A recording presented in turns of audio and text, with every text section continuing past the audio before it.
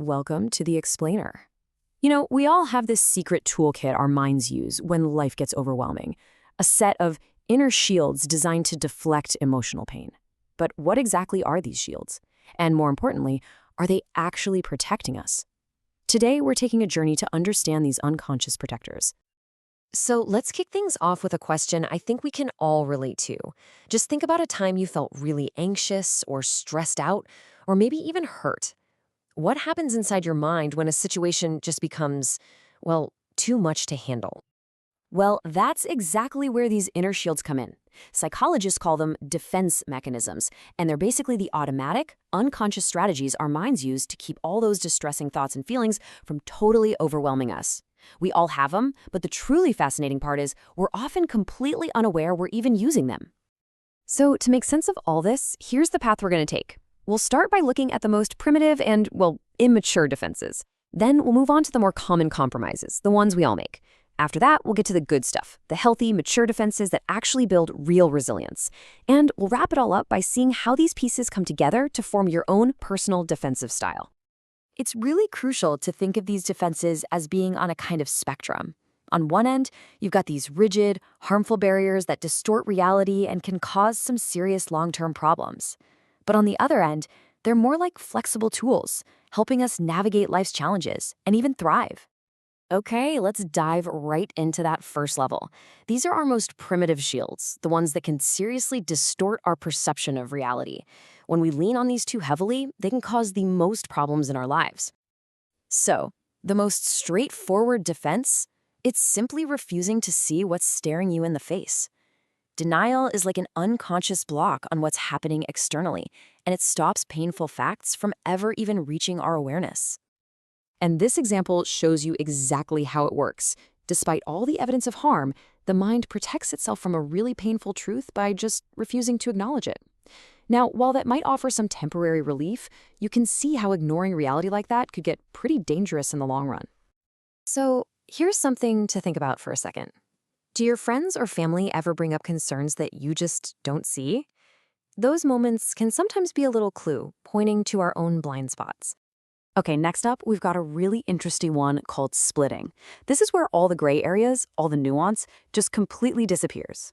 People or situations become totally one-dimensional. They're either all good or all bad. So what you get is this world of total black and white thinking. One minute, someone is up on a pedestal, they're absolutely perfect, idealized, and the next, maybe after just one tiny disappointment, they are completely devalued, seen as totally worthless. So it's worth asking yourself, do you tend to see people as either heroes or villains? This kind of all or nothing thinking can lead to some very unstable relationships. All right, next up is a real classic when it comes to immature defenses, projection. This is where we take our own unwanted traits or impulses or feelings and we unconsciously just assign them to somebody else. See what's going on here? Instead of having to face their own uncomfortable feelings, the mind kind of solves the problem by seeing those feelings in someone else. It's a clever way of turning an internal conflict into an external one, and it makes the other person the bad guy. Now, this is a really powerful question to ask yourself. Sometimes the things that intensely irritate us in other people can act like a mirror, reflecting back the very qualities we dislike or maybe even fear in ourselves. Okay, let's move on to our third category, the neurotic defenses.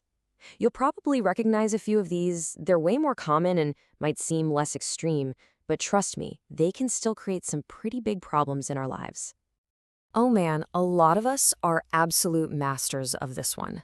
Rationalization is basically the art of making excuses. We come up with these plausible, logical-sounding reasons to justify our behavior and to avoid feeling guilty or disappointed.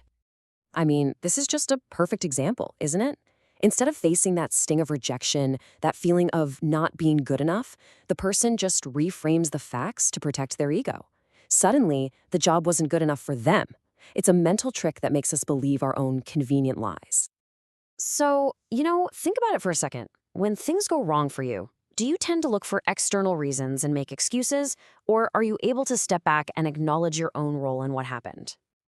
And now we get to the most powerful part of our journey, the healthy, adaptive shields.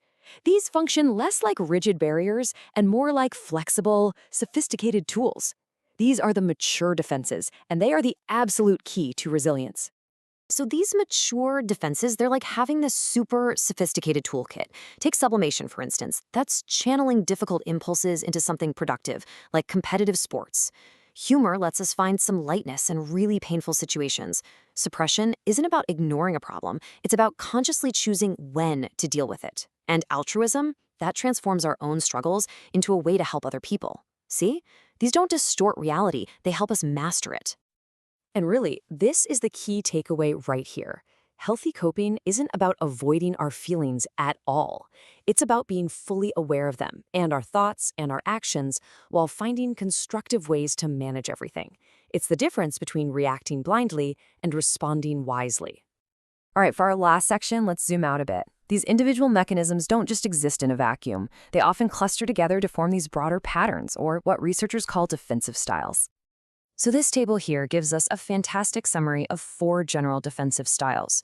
You've got the immature style, which struggles with impulse control, the image-distorting style, which relies heavily on that black and white splitting we talked about. There's the self-sacrificing style, the classic martyr who can't ever acknowledge their own anger. And finally, the adaptive style, the one that's most linked to mental health, which uses those mature tools to cope effectively with whatever life throws at it. So we're going to end with this final thought.